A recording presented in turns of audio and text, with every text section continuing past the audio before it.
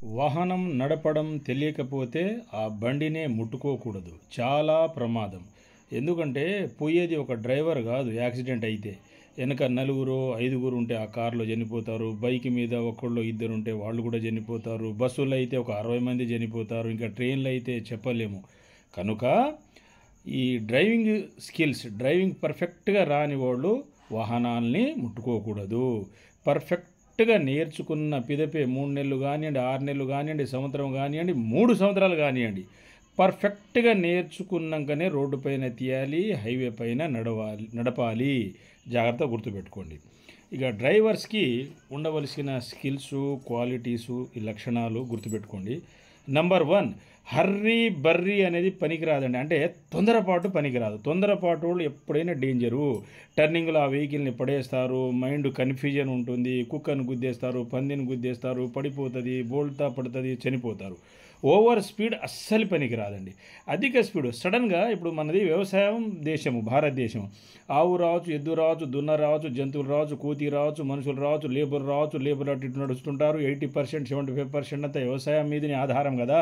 ఎవరో ఒకరు అటో ఇటో మూవ్ అయితేనే ఉంటారు. పొలాలు ఉంటాయి. అడ్డవలో ఎట్లా వెళ్తారండి? హైవేల మీద ఒక 60, 80 కంట్రోల్ అయిపోతుంది స్పీడు. నీది ఏ కార్ అయినా బాగా స్పీడ్గా కంట్రోల్ అయింది అని అనడానికి లేదు. సడన్గా అక్కడికక్కడ ఎవరు ఆపలేరు, ఆగదు. అది అయ్యే పని కాదు, వేస్ట్, వ్యర్థము. 60 to 80, మ్యాక్సిమం 90 ఉంటే అది కంట్రోల్ అయిపోతుంది. 90 లోపు, 60 to 80 సేఫ్. ఇక ఊర్లు వగైరా వచ్చింది, స్పీడ్ బ్రేకర్స్ వచ్చినాయి, 4 ఇండ్లు వచ్చినాయి, గుడి బడి వగైరా వచ్చిన చోట 20 to 40, 20 నుంచి 40 మధ్యన స్పీడ్ ఉండాలి. ఓవర్టేకింగ్ పనికి రాదండి. ముందు వాడిని మించాలి, పోవాలి. అంటే కాంపిటీషన్ అనేది అస్సలు పనికిరాదు, ప్రమాదం. ఓవర్టేకింగ్ చేయకూడదు. చాలా డిస్టెన్స్ ఉండాలి, క్లియర్గా కనిపించాలి, అప్పుడే ఓవర్టేకింగ్ చేయాలి. తర్వాత డ్రైవింగ్ పర్ఫెక్ట్గా ఉండాలి.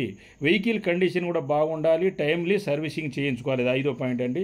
తర్వాత డ్రైవర్ ఎప్పుడు కండిషన్లో ఉండాలి. 6 నుంచి 8 గంటలు నిద్రపోవాలి, లేదా కనీసం నైట్ 4 గంటలు నిద్రపోవాలి. ఓటీ అనేది పనికిరాదు, చాలా ప్రమాదము. ఏదో గంట 2 గంటలు ఓటీ అంటే okay. Next licence, registration paper, insurance ఈ కంపల్సరీ పెట్టుకోవాలి. టెన్షన్ ఉండదు. ఏ పోలీసులు, ట్రాన్స్పోర్ట్ వాళ్ళు ఆపరు. నెక్స్ట్ ఈ డ్రైవరు డ్యూటీలో ఆల్కహాల్ తాగకూడదండి. తర్వాత పెరుగు ఎక్కువ తీసుకోకూడదు. ఈ పప్పు కూడా ఎక్కువ తినకూడదు. పప్పు భోజనము, నిద్ర వస్తుంది.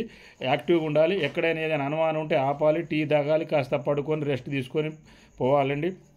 తర్వాత ఇంకోటి ఏంటంటే, చాలా లాంగ్లో పోతే 2 డ్రైవర్లు అవసరం అండి. నెక్స్ట్ చక్కగా నడపడం నేర్చుకోవాలి. ఒక జానడు అటు ఇటు నడపకూడదండి. లెఫ్ట్ పోవాలన్నా, రైట్ పోవాలన్నా ఇండికేటర్ వేసుకోవాలి. అద్దాల్లో చూసుకొని అలర్ట్గా పోవాలి. మీ చుట్టూ పైన కింద అన్ని వాహనాలు అడ్డంకులు ఉన్నాయనుకొని జాగ్రత్తగా నడపవలను. అది శ్రేయస్కరము.